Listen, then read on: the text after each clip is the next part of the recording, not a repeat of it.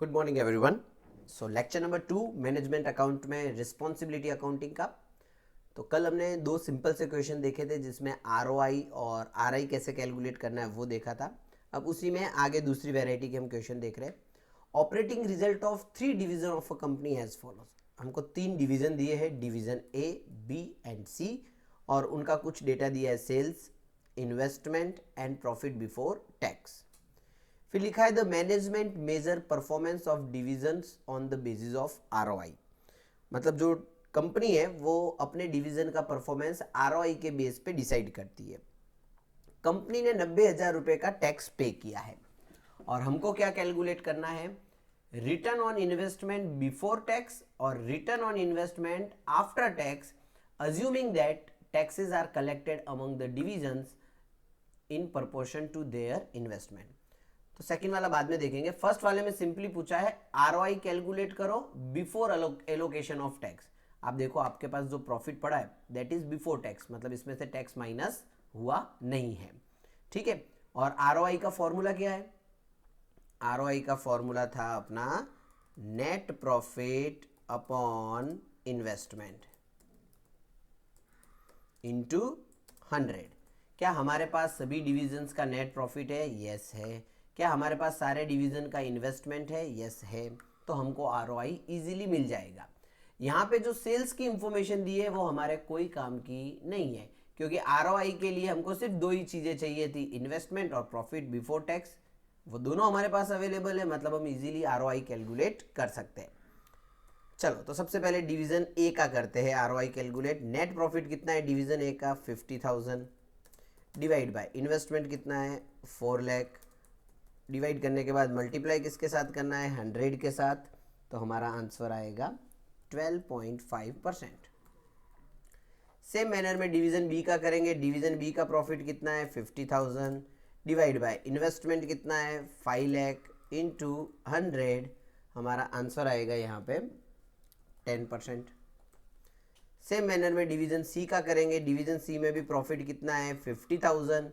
Investment कितना है? 6 lakh. Multiply करेंगे 100 के साथ, हमारा आंसर आएगा 8.33%। तो सबका नेट प्रॉफिट था, सबका इन्वेस्टमेंट था, डिवाइड किया, आरओआई मिल गया। तो ये हमारा फर्स्ट पॉइंट क्लियर हो गया कि भाई बिफोर टैक्स अगर हम प्रॉफिट लेते हैं तो आरओआई क्या आता है। अब बारी आई कि आफ्टर टैक्स अगर हम प्रॉफिट लेते हैं तो आरओआई क्या। और कंपनी ने टोटल 90,000 पे किया, मतलब 90,000 में ए, बी और सी तीनों डिवीजन का टैक्स मिला के कितना है? 90,000। अब हमको हर एक डिवीजन का टैक्स तो पता होना चाहिए, तभी तो हम अपने प्रॉफिट में से माइनस कर पाएंगे। तो इसलिए उन्होंने क्या बोला है, taxes are allocated among the division in proportion to their investment. That means what, कि जो टैक्सेस है उसको तीनों डिवीजन में उनके इन्वेस्टमेंट के रेशियो में हमको बांटना है। तो देखो टोटल टैक्स हमारे पास कितना है? 90,000, राइट। अब डिवीजन एबीसी का इन्वेस्टमेंट आप देखो 4 लाख, 5 लाख और 6 लाख। तो 4 लाख, 5 लाख, 6 लाख, अगर मैं इसका रेशियो निकालूं तो 4, 5, 6 होगा। सो 90,000 को हमको 4:5:6 के रेशियो में बांट देना है। तो डिवीजन ए में टैक्स की अमाउंट आएगी आपकी 24,000। डिवीजन बी में आपके टैक्स की अमाउंट आएगी 30,000 और डिवीजन सी में आपके टैक्स की अमाउंट आएगी 36,000। 90,000 को हमने क्या किया? 4, 5, 6 के रेशियो में बांट दिया। 4, 5, 6 कहाँ से आया? तो क्वेश्चन में बोला था कौन से रेशियो में बांटना है? इन्वेस्टमेंट के रेशियो में।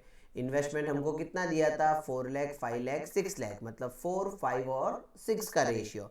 तो 90,000 को हमने 4, 5, 6 के रेशियो में बांट दिया। ओके, अब देखो हमारा प्रॉफिट कितना था डिवीजन ए का? 50,000। उसमें से टैक्स की अमाउंट माइनस कर दो। टैक्स कितना है? 24,000। सो 50,000 माइनस 24,000 कितना बचेगा? 26,000 divide by investment 4 lakh into 100। तो हमारा आंसर आएगा यहाँ पे 6.5%। हमने किया सिर्फ टैक्स की अमाउंट को प्रॉफिट में से माइनस कर दो, बाकी formula as it is, profit upon investment. पर प्रॉफिट कौन सा लेना है यहाँ पे? टैक्स माइनस करने के बाद वाला। बी का हम करेंगे तो देखो 50,000 था और उसमें टैक्स की अमाउंट कितनी है? 30,000। सो बचेगा कितना? 20,000 डिवाइड बाय वहां पे इन्वेस्टमेंट कितना था 5 लाख का, सो कितना बचेगा हमारे पास 4%। चलो फिर सी का कैलकुलेट करेंगे हम। सी का प्रॉफिट कितना है 50,000 माइनस सी का टैक्स कितना है 36,000, तो कितना बच रहा है वहां पे 14,000, डिवाइड करेंगे इन्वेस्टमेंट से। इन्वेस्टमेंट कितना है 6 लाख इंटू 100, तो यहाँ पे हमारे परसेंटेज आएंगे 2.33%। तो कैलकुलेट तो हमने आरओआई किया, खाली इस क्वेश्चन में फर्क किया था, एक बिफोर टैक्स करना था और दूसरे में आफ्टर टैक्स। टैक्स की अमाउंट हमको दी हुई थी, उसको हमने इन्वेस्टमेंट के रेशियो में एलोकेट कर दिया और फिर हमने प्रॉफिट में से माइनस करके रिवाइज आरओआई कैलकुलेट कर दिया। क्लियर, समझ में आया आपको क्वेश्चन नंबर 5? चलो नाउ क्वेश्चन नंबर 6 हम सॉल्व करके देखते हैं। क्वेश्चन नंबर 6 में आपको तीनों डिवीजन दिए ABC, फिर आपको सेल्स का डेटा दिया है सबका, फिर आपको ऑपरेटिंग इनकम, ऑपरेटिंग इनकम का मतलब प्रॉफिट। डिवीजन ए में प्रॉफिट नहीं दिया है, बी में दिया है, सी में नहीं दिया। फिर ऑपरेटिंग असेट, ऑपरेटिंग असेट का मतलब इन्वेस्टमेंट, असेट बोलो या इन्वेस्टमेंट बोलो दोनों का मतलब सेम होता है। तो इन्वेस्टमेंट आपको ए में दिया है, बी में नहीं दिया, सी में दिया है। फिर आरओआई, रिटर्न ऑन इन्वेस्टमेंट, तीनों का कैलकुलेट करके दिया है 15, 10 और 20। कॉस्ट ऑफ कैपिटल सिर्फ ए का दिया है, बी और सी का नहीं दिया। रेसिडुअल इनकम ए की नहीं दी, बी की दी हुई है, सी में नील लिखा है, मतलब सी में रेसिडुअल इनकम कितनी है 0, नील का मतलब 0। मतलब हम हमेशा आरओआई और आरआई ढूंढते थे। इस क्वेश्चन में आरओआई और आरआई अमुक में दे दिया है, अमुक डिविजन्स में दे दिया है, अमुक में नहीं दिया। बट आरओआई और आरआई कैलकुलेट करने के लिए जिसकी हमको जरूरत पड़ती है, प्रॉफिट और इन्वेस्टमेंट की, वो मिसिंग है। मतलब फॉर्मूले के बेस से जो हम आंसर निकालते थे, यहाँ पे ऐसा भी करना पड़ेगा कि आंसर के बेस से हमको फॉर्मूले की अमाउंट्स ढूंढनी पड़ेगी, क्योंकि सब में कुछ ना कुछ मिसिंग है। पर आपको ध्यान तो अपने दो फॉर्मूले ही रखने हैं, आरओआई का फॉर्मूला और आरआई का फॉर्मूला। दोनों फॉर्मूले याद रखो, आपको आपके आंसर ऑटोमेटिक मिल जाएंगे। जैसे डिवीजन ए में हमको क्या ढूंढना है, ऑपरेटिंग प्रॉफिट और रेसिडुअल इनकम। ठीक है, तो सबसे पहले हम हमारा आरओआई का फॉर्मूला लिखते हैं। आरओआई का फॉर्मूला क्या है हमारा, net profit upon investment into 100। ठीक है, ओके, ये हमारा फॉर्मूला है। ओके, अब डिवीजन ए में ध्यान से देखो, इस फॉर्मूले में जितने मैंने कंपोनेंट लिखे उसमें से कौन कौन से आपके पास है? ऑपरेटिंग प्रॉफिट है? नहीं। इन्वेस्टमेंट है? यस। आरओआई है? यस। और हमको ढूंढना क्या है? प्रॉफिट। मतलब क्वेश्चन में आरओआई कितना दिया है हमको? 15%। फिर नेट प्रॉफिट हमारे पास है नहीं, तो नेट प्रॉफिट की जगह मैं लिख लेता हूँ एनपी, डिवाइड बाय इन्वेस्टमेंट कितना है मेरे पास 30,000 इंटू 100। अब इसको मुझे सिर्फ सॉल्व करना है, ऑटोमेटिकली मुझे मेरा नेट प्रॉफिट मिल जाएगा, मतलब मुझे मेरी ऑपरेटिंग इनकम मिल जाएगी। ठीक है, 15% है और सामने की साइड 100 लिखा हुआ है, यहाँ पे कितना है 15%, यहाँ पे कितना इंटू में 100। सो ये 100 ऑपोजिट साइड में जाएंगे तो 15% की जगह पे कितना हो जाएगा 0.15 एनपी अपॉन 30,000। फिर 30,000 डिवाइड में है तो 0.15 के साथ वो मल्टीप्लीकेशन में आ जाएगा, is equals to NP. So NP is equals to कितना हो जाएगा 30,000 इंटू 0.15, 4,500। मतलब हमको हमारी ऑपरेटिंग इनकम मिल गई। तो यहाँ पे ऊपर क्वेश्चन की टेबल में ही मैं लिख लेता हूँ, ऑपरेटिंग इनकम 4,500, ये हमने फाइंड किया है, इसलिए मैं इसको हाईलाइट कर देता हूँ। राइट, ऑपरेटिंग इनकम मतलब ऑपरेटिंग प्रॉफिट हमारे पास आ गया। कैसे ढूंढा? क्वेश्चन में आरओआई दे दिया था, हमको सिर्फ प्रॉफिट ही ढूंढना था, फॉर्मूले में फिगर्स डालो, ऑटोमेटिकली आपको आंसर आ गया। फिर हमको क्या ढूंढने को बोला है? डिवीजन ए का आरआई, रेसिडुअल इनकम। तो आरआई का फॉर्मूला क्या था हमारा? नेट प्रॉफिट माइनस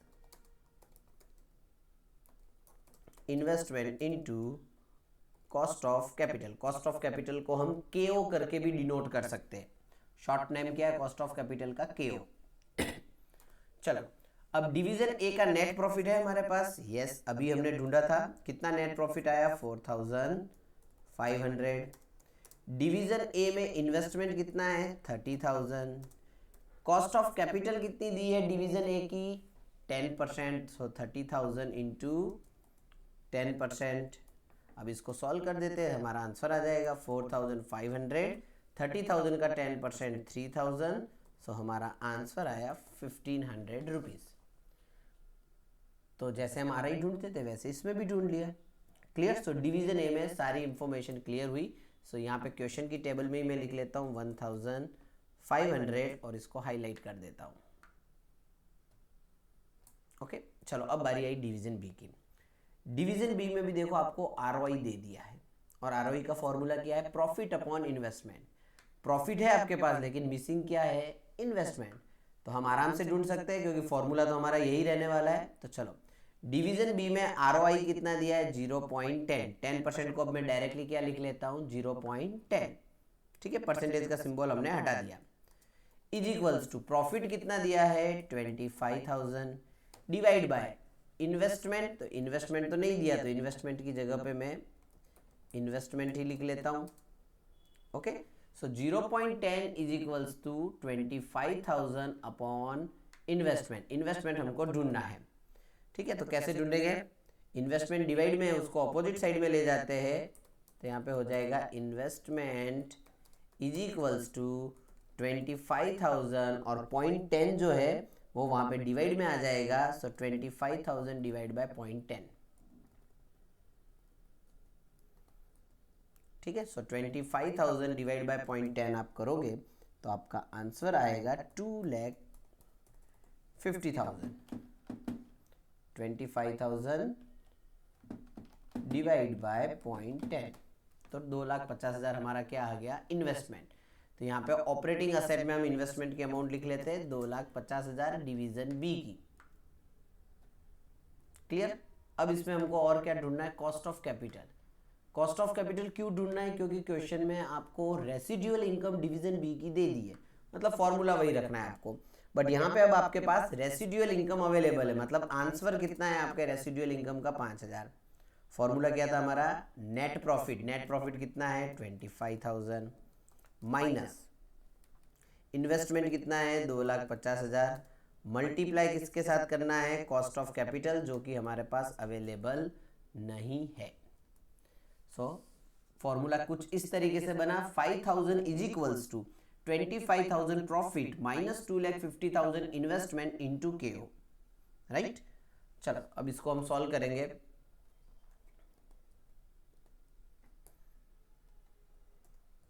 तो कुछ इस तरीके से हो जाएगा, 5,000 is equals to 25,000 minus 2,50,000 K O.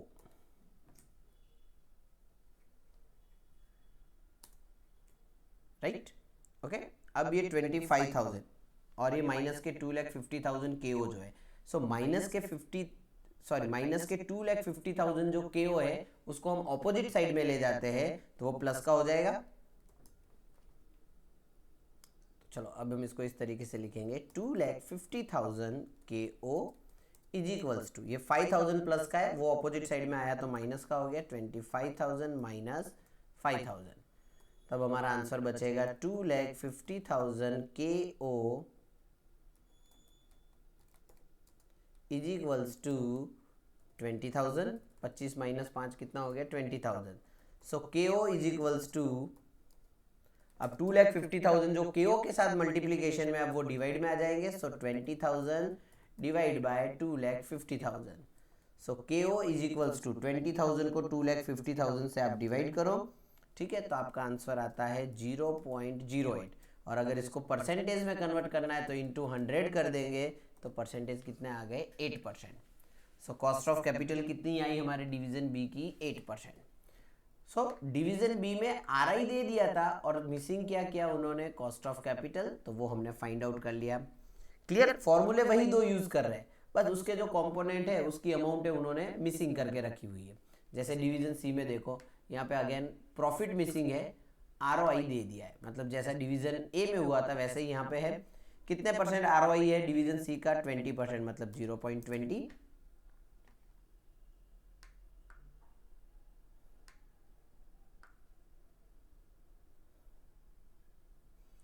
Okay, is equals to profit कितना है, तो प्रॉफिट तो हमको ढूंढना है, सो प्रॉफिट की जगह मैं लिख लेता हूँ एनपी डिवाइड में इन्वेस्टमेंट कितना है 50,000, तो NP अपॉन 50,000 और हमारा आंसर कितना है ROI का 0.20।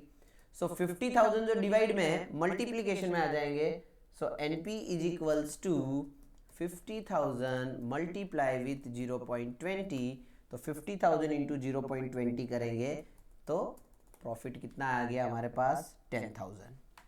ठीक है, ये 10,000 हम यहाँ पे लिख लेते हैं। अच्छा, डिवीजन बी में यहाँ पे कॉस्ट ऑफ कैपिटल लिखना रह गया था, तो वो भी लिख के उसको भी हाईलाइट कर देते हैं।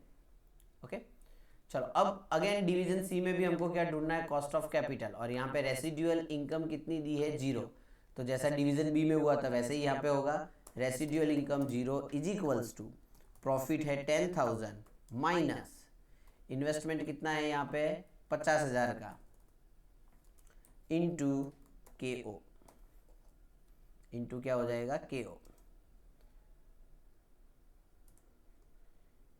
ठीक है, ओके, अब इसको हम आगे सॉल्व करेंगे तो कैसे लिखेंगे इसको, 10,000 sorry 0 is equals to 10,000 minus 50,000 KO। ठीक है, अब माइनस का 50,000 KO उस साइड चला जाएगा तो प्लस में हो जाएगा 50,000 KO is equals to 10,000 minus 0, 10,000 minus 0 हो गया। ओके, चलो फिर KO इज इक्वल्स टू क्या हो जाएगा, 50,000 जो KO के साथ मल्टीप्लीकेशन में वो डिवाइड में आ जाएगा, so 10,000 divide by 50,000, so KO is equals to कितना हो जाएगा 10,000 डिवाइड बाय 50,000, तो आएगा आंसर 0.2, और अगर हमको इसको परसेंटेज में लिखना है तो 100 से मल्टीप्लाई करेंगे तो आंसर कितना हो जाएगा 20%। क्लियर, तो डिवीजन ABC में सबके अंदर ROI और RI का फॉर्मूला यूज करना था, बस कुछ इंफॉर्मेशन उसके रिलेटेड की जो थी वो मिसिंग थी, तो खाली फॉर्मूले को घुमाना था, ऑटोमेटिकली आपको सारा आंसर मिल गया। क्लियर, 7 से 14 मार्क में आपको ऐसा क्वेश्चन पूछा जा सकता है। Okay okay, so question number 7 जो है वो आपको होमवर्क में करना है, सिमिलर टाइप का क्वेश्चन है। ठीक है, बस इसमें भी कुछ मिसिंग इन्फॉर्मेशन है जो आपको फाइंड करनी रहेगी। खास ध्यान क्या देना है आपको, ROI और RI का फॉर्मूला आपको यूज़ करना है इसके लिए। ठीक है, फॉर्मूले में आप जो इन्फॉर्मेशन दी है उतनी डाल दो, फॉर्मूले को घुमाओगे ऑटोमेटिकली आपको बाकी के आंसर मिल जाएंगे। ओके, सो आज के लेक्चर में हम इतना रखते हैं, बाय बाय।